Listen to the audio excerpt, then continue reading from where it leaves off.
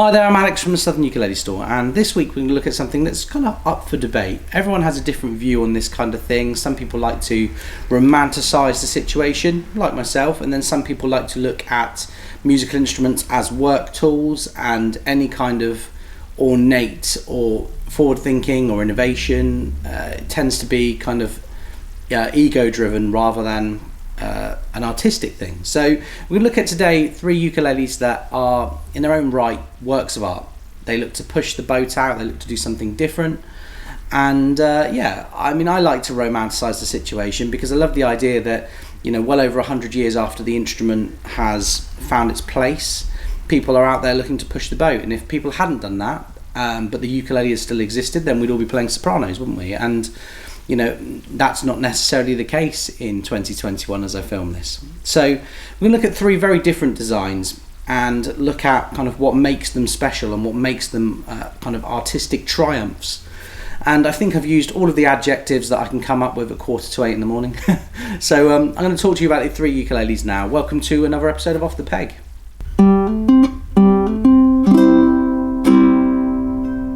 The first ukulele we're going to look at today has its own look even before you see the whole thing, but as you zoom out, what you get is a scepter. You get a KoAloha headstock at the reverse end of the instrument. Now, Pops Okami, Alvin Okami, the man that invented this design and built this ukulele and all of the others in production, is one of the old school eccentrics. KoAloha started life by making miniature tiny ukuleles that I've shown on this channel before, that were smaller than an uke, smaller than a sopranissimo. They were tiny, almost trinket instruments that were usable. They were workable, you can get a chord out of them, they don't even intonate that badly really. And throughout his career, Alvin would push the boat out and come up with various different artistic designs that pushed his ukulele design, the ribbed bracing and the practical features that you find on a normal KoAloha today, and then he would make something like this. So this is a scepter, a tenor scepter, which is one of the last of its kind to come through. Many of the early scepters were made by KoAloha directly in the factory with KoAloha headstocks, and they would have a soprano or a concert, typically scale length. But as we get to 2021, Alvin has continued to push forward and makes tenor scepters under the name UKESA in his Honolulu workshop, and this is the headstock logo. And you'll notice the 5-point KoAloha crown on the headstock is mirrored in the bottom. This is flame koa because it's Hawaiian made, it's Hawaiian designed, it's Hawaiian built, and it's very nice to have a lovely bit of koa on anything like that. Doesn't really matter how forward thinking you're trying to be. There are spruce top versions of this, there are various incarnations, but this particular one is koa. You have block inlays, which are one of my favourite features about this ukulele because you can look down and see exactly where you are on the fingerboard at all times. Aside from that, you have another modern innovation. You have the Goto planetary tuners. It wasn't that long ago, in fact it was in the lifetime of this YouTube channel that you would find very few ukuleles would have a planetary style tuner, like a geared tuner that goes through the back. They would all have friction tuners, or they would have side gear tuners. But borrowing from innovation on the banjo, we have the Goto planetary tuners in modern building. Other than that, the other unique quirk of a UKESA/KoAloha build is a wider 37mm nut width, but with the string spacing of a 35mm instrument. So the fret edges are rolled off for comfort. Another kind of really well thought out design, and then the slightly narrower string spacing seems to work for a lot of players. And I love the scepter. Even the bridge has that 5-point crown. It's just, when somebody who is creative is let off the leash to do what they want, this is the kind of thing that happens. And yeah, I'm all for it. So let's give this scepter a play and see what you think.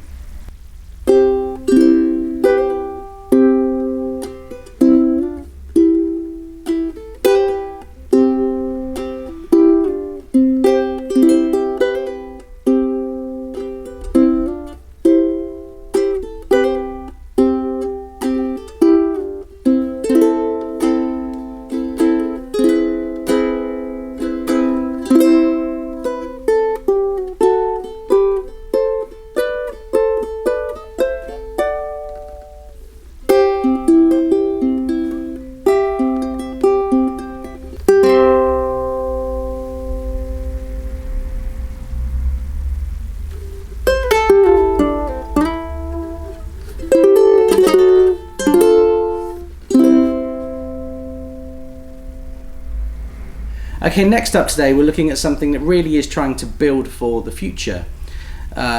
Old growth tone woods, tone woods that have been in trees that have had time, centuries to grow.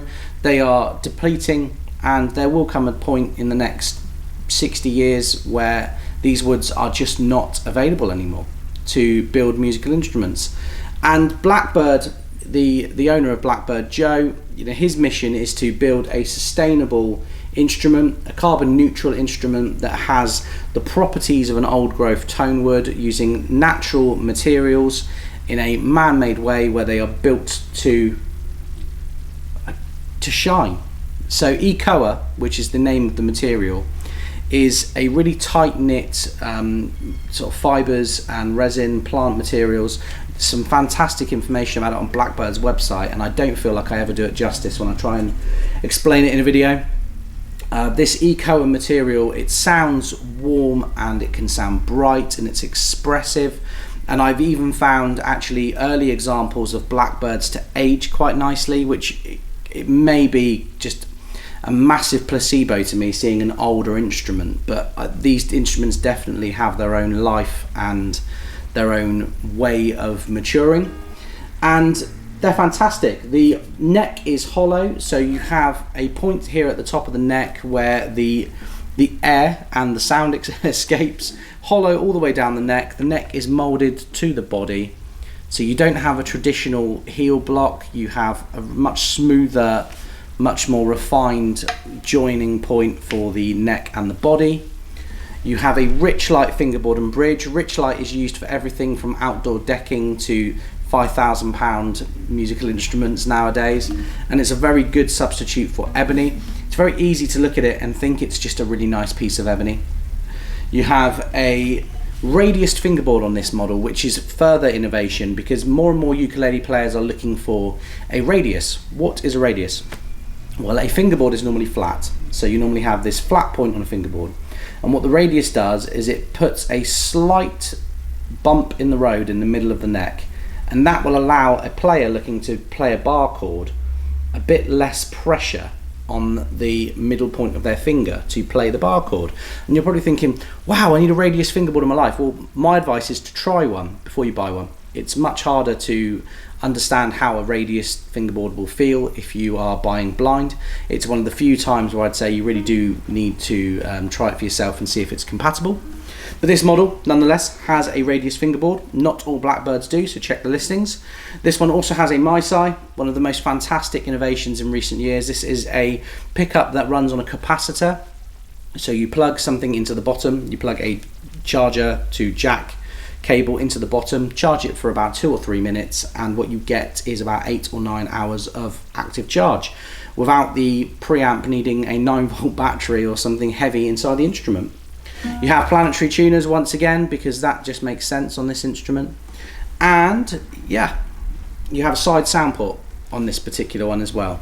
Once again, not all of them come with that, but the side sound port allows you to really hear the instrument, and it's fascinating actually. I'm going to show you some light shone inside. You can see just how hollow the internal structure of the Blackbird is. It's really, you can tell it's baked, it's made, it's homogenized, and in a good way. Let's give the Blackbird Farallon a play and see what you think.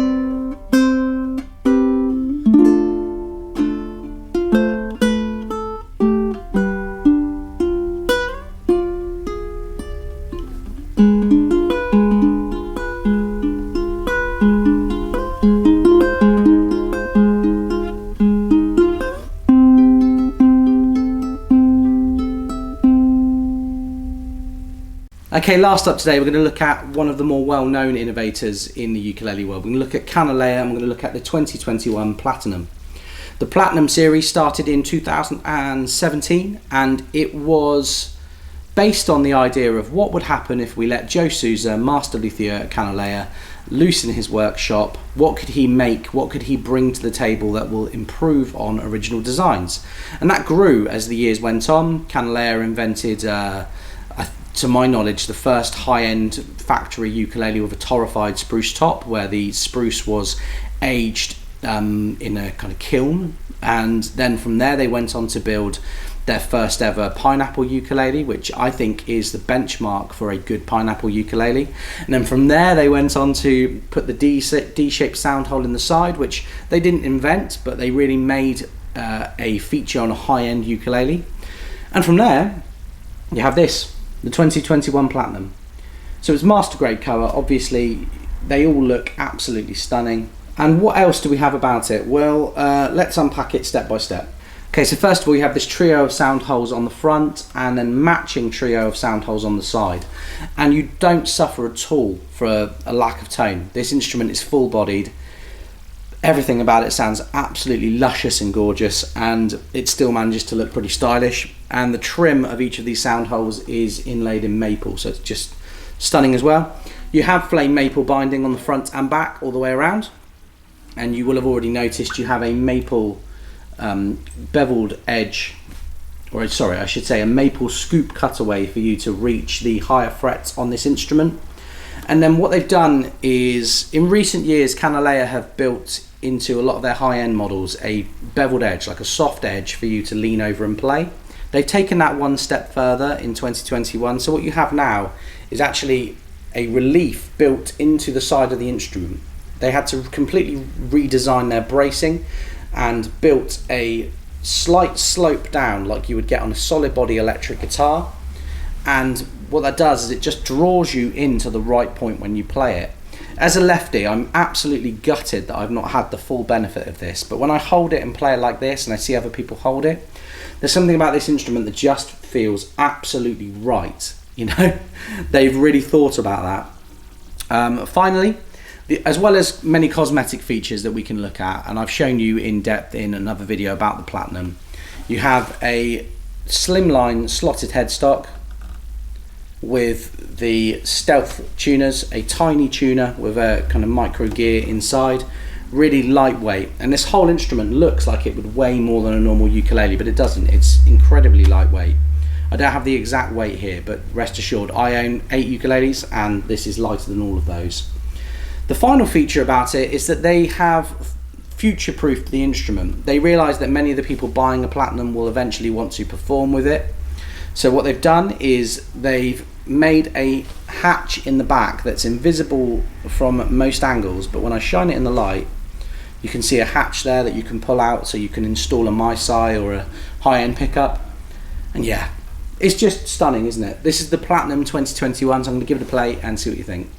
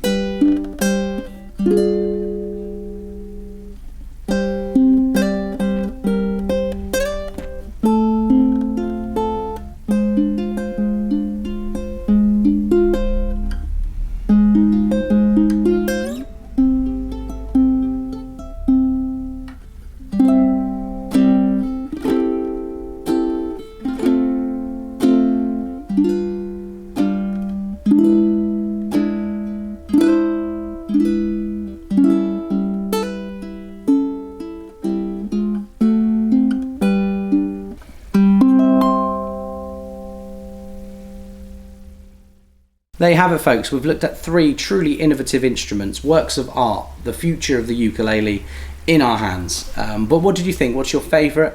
Or do you just really like a normal ukulele and you wish that everybody would stop trying to reinvent the wheel? You're entitled to that opinion too, but it's much more fun to dream, isn't it?